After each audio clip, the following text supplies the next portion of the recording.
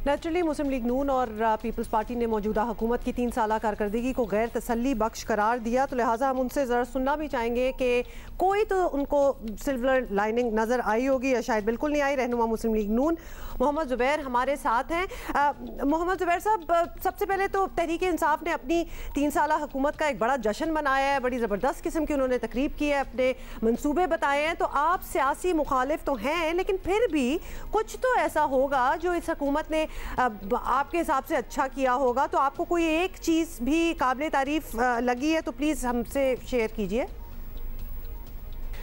PTI ने जो commitments की थी, जो वादे किए थे, जो प्रॉमिसेस की थी इलेक्शन से पहले,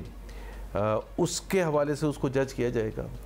पीटीआई की परफॉर्मेंस को जज किया जाएगा पिछले अतवार में, जो पिछली रूलिंग पार्टी थी उसकी परफॉर्मेंस के मुकाबले में, और फिर फाइनली पीटीआई की परफॉर्मेंस को जज किया जाएगा जो ख़ित्ते में जिस तरह से जो भी चाहे ग्रोथ के हवाले से, महंगाई के हवाले से, गुर्बत के हवाले से, वहाँ हिंदुस्तान में, बांग्लादेश में और ख़ित्ते के दूसरे ममालिक में, तो किसी भी एतबार से देखेंगे तो पीटीआई की परफॉर्मेंस मायूस कुन है। वो जो नए पाकिस्तान का तस्वर पीटीआई ने दिया था वो सब आपको याद होगा ना, कि जिसमें यूनिवर्सिटीज़ बन जानी थी, तमाम गवर्नर हाउसेस गिर जाने थे, वीआईपी प्रोटोकॉल ख़त्म हो जाना था, जिसमें 1 करोड़ नौकरियां देनी थी, जिसमें लोगों को गुर्बत की लकीर से ऊपर लेके आना था, जिसमें रिफॉर्म्स होने थे, जिसमें स्टेट इंस्टीट्यूशंस को ज़बरदस्त तरीके से ठीक करना था, जिसमें एनर्जी सेक्टर में रिफॉर्म्स आने थे, सर्कुलर डेट को कम करना था, जिसमें डेफिसिट्स को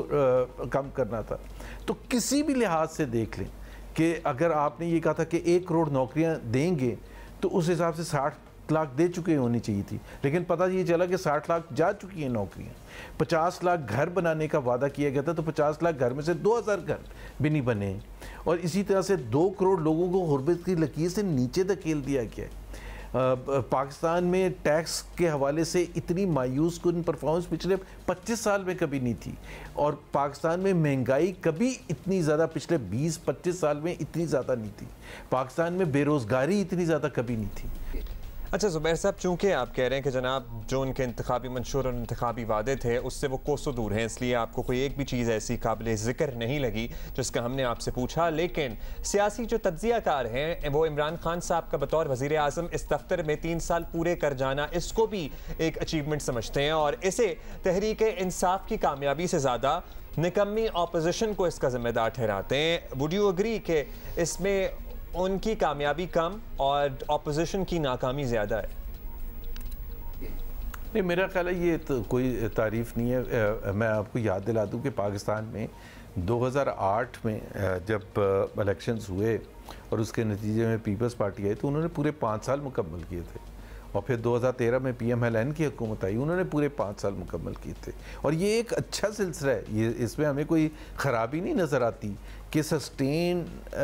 बेसिस पर एक डेमोक्रेटिक प्रोसेस के थ्रू, इलेक्टोरल प्रोसेस के थ्रू चेंज आना चाहिए पाकिस्तान में, और पाकिस्तान में ये इसकी शदीद कमी थी पहले 65 साल में, या जो भी 2008 तक के पाकिस्तान में चेंज ही सही तरीके से नहीं होता। सो 3 साल कोई अचीवमेंट नहीं है। हमने कभी भी नहीं ये कहा कि हम इनको गिराना चाहते हैं, हमने तो नहीं कभी कहा कि हम इनको गिराना चाहते हैं। हाँ, पार्लियामेंट्री सिस्टम में ये ज़रूर होता है कि जब अवाम अगर ऐसा महसूस करें और प्रेशर हुकूमत पर हो और हुकूमत अर्ली इलेक्शंस कॉल करना चाहे, अब भी हो सकता है अगले साल बहुत से लोग कहते हैं कि अर्ली इलेक्शंस कॉल कर लेंगे, तो वो नाकामी भी नहीं होगा और वो तारीफ भी नहीं होगी। ठीक है, अगर हुकूमत समझती है हुकूमत वक्त कि ये सही टाइम है अवाम के पास वापस जाने का और उनसे वोट दोबारा मांगने का, तो वो एक पार्लियामेंट में, पार्लियामेंट्री सिस्टम में होता है।